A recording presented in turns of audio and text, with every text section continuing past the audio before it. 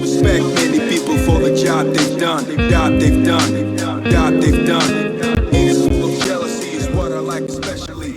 My whole thing to self-mastery and personal development is a little different than most because it's a lot more, how'd you call it? A lot more down to earth, right? I had the 10 years of sensationalism, getting hyped, getting intense. You got to get out there. You got to get it. The whole Goggins approach, I guess, if there's no other way to put it. I mean, I do like Goggins. He's cool too, but you know what? It's not a lasting approach, and that's what I'm trying to achieve. I'm trying to achieve a lifetime transformation, not some temporary feel good about it for 2 or 3 months and then get back to the same shit. That's not what I'm about. I did that already. I did that for 10 years. All right. Again, I wrote the book. I'm putting out the program. I'm creating my program and all that. But my program's not going to have life coaches because I identified this. If your foundation of self-mastery is rooted with the help of a life coach, guess what happens when you leave the seminar? And I identified this. If a life coach, let's say your foundational pillars of your personal enhancement consists of, emotional cleansing, personal transformation, your life coach, a strong environment, which is what the life coaching seminars provide, is a strong environment, right? It's an easy environment because no one's out to get you. Your stressors aren't present. Your triggers are not present. The people that set you off, that make you that cue and trigger you into doing all these things, these habits and actions that you don't want to do, those are also those are also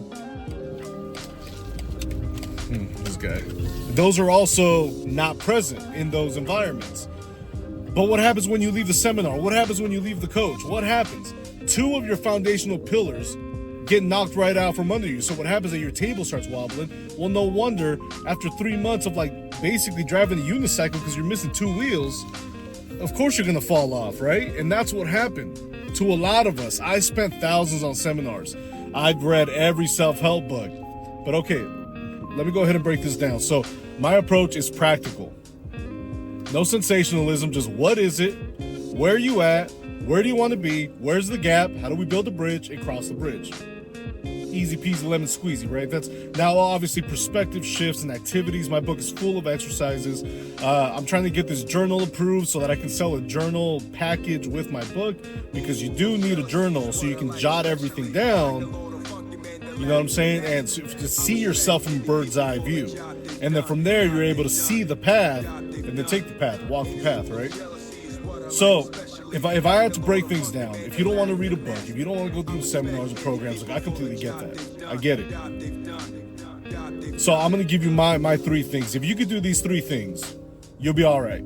You're not going to need no book. You're not going to need no program. You're not going to need anything. So my 3 foundations to self-mastery are as follows.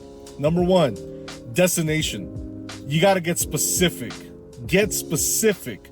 All right, I'm tired of this vagueness. I talk to people, I work with people, and they're like, hey, Carlos, I'm like, hey, tell me what you want out of your life. Oh, I want to be rich. I want to be fit.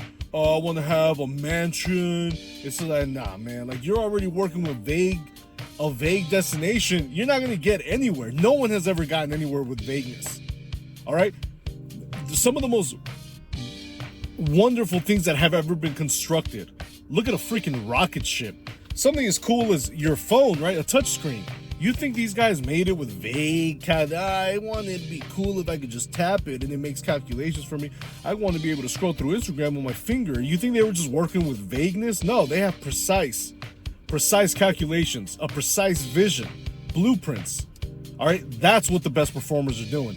The real successful people in the world, really, the people that you admire, they're working off of some kind of metrics, which takes me on to my next point, right? They have their destination. That destination gives way to wanting to compound data. Okay, that's the second pillar. Destination, data. You have to have data in order to drive forward performance. Without data, you're working with vagueness. Okay, you're working with that ambiguity of will it happen, will it not, am I almost there, how far am I? Without data, you're not going to know. Okay, so you don't know how much more you got to push down on the throttle or how much you got to let go of the gas, right? You're not going to know without data. So you need your destination, you need to get specific, and second, you need data. All right, and before you tune out and you're like, data, he's talking about data, now we're talking about numbers, it's too complicated. You know what? I'm gonna stick to whoever it is that I am, because it is already getting too much, it's getting too complicated. And look, I get it. You want to keep things as simple as possible, and my program's about keeping things as simple for you as possible, because I know you lazy asses, if I make things difficult for you, you're gonna check out. You're gonna be like, nah, no thanks, right? So I'm trying to make my program to where it's as simple as it could possibly be, while also where it's like tap, send, really quick 5-second, 10-second interactions where you just upload data and just move on, right? Because I know you guys need it to be simple. You guys got a lot going on. You don't got time to be sitting around for 30 minutes a day trying to figure out your daily program. All right, so I understand that. So get your data together, and before, like I was saying, before you tune out, oh my God, data, you guys are already using data in your day-to-day. You don't even see it as utilizing data. Let me give you an example. Someone that's trying to lose weight, what do? They go on a scale to look at how much they weigh now, get back on the scale 2 weeks later to see how much they weigh 2 weeks later. That's using data, right? That's one quick example. The third pillar is organization, okay? Organize your life, organize your thoughts, organize your emotions, organize your money, organize your schedule, organize yourself. If you're not organized, things are going to slip through the cracks. If you're not using the technology around you, your Apple, your watches, your phones, your calendar reminders, alarms, email cadences, Excel sheets. I mean, there's so much technology out there at our disposal that we can all we got to do is build it once, whatever it is that we're trying to use, build it one time and then just use it recurringly and then go back on it to analyze performance, right? So organize your data, organize your destination. You get all three of those together, you're not going to need a book. You're not going to need a seminar. You're not going to need no life coaching. Those are the three things for me. If you want to bypass all that, if you got the grit, find your destination. Where do you want to go? What's the time frame for you to get there?